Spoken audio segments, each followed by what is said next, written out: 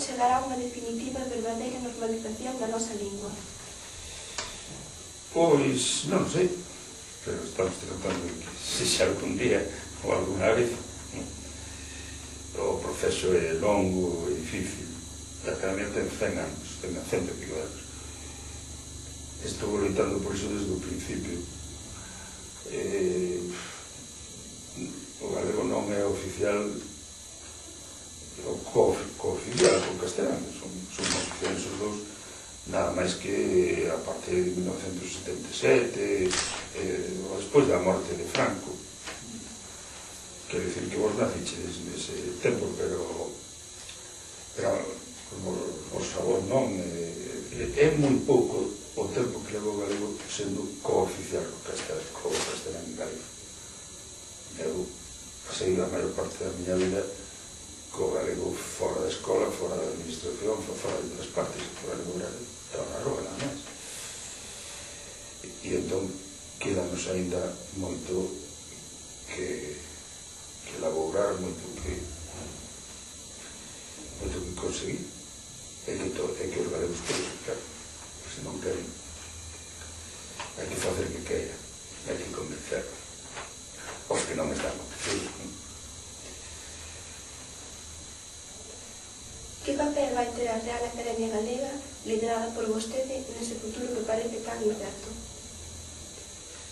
Pois a Academia corresponde fundamentalmente cousas pequenas, pero moi grandes, as dúas cousas, pequenas, pero de enorme importancia. Pois ten que construir o mellor dicionario do galego, que ainda non o fixo. Foi creada para iso. Un dicionario numeroso e grande do galego. Ten que construir a gramática normativa que foi creada para iso a Academia, pero ainda non a fixo.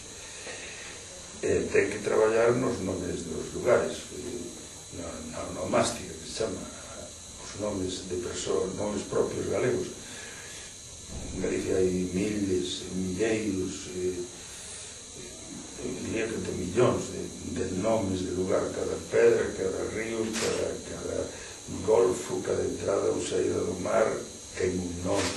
É un país que o lugar que ten máis nomes de lugar de toda a Península Ibérica, incluindo Galicia é o lugar que ten, ou vamos, o lugar que ten máis nomes de lugar, onde que sea unha redundancia, é a zona que ten máis nomes de lugar, e se incluímos Galicia e a parte norte de Portugal, sen dúbida ninguna é toda a Península Ibérica de toda a Europa.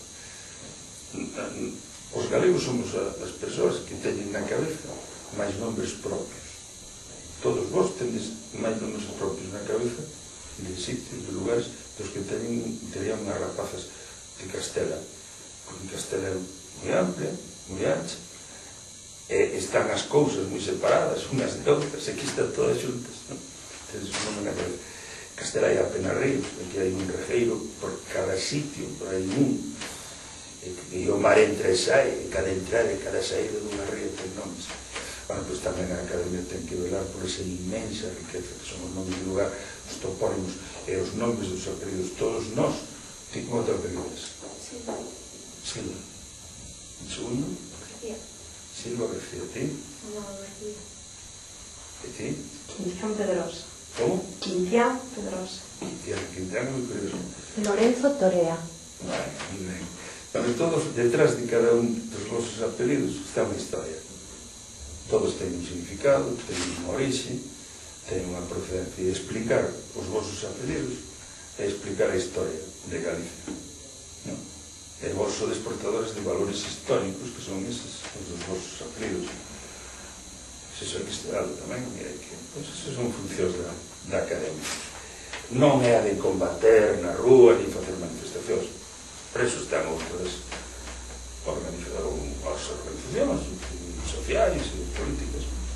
A Academia é o estudo en silencio.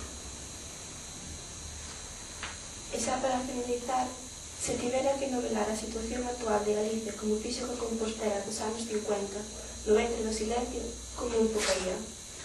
Pois aí non che sei. Podíamos contar o conto do lobo, non? Que a veces iba a chegar o lobo, pois cando chegou, digamos, pois estábamos falando de que vai vir un momento en que realmente todo o que se fixo a favor do noso idioma desaparece e tal. Non o creíamos, pois agora hai verdadeiras ameazas de que chegou o lobo e de que o galego pode ser gravemente danado, máis do que está. O mellor podías escribir unha fábula, así.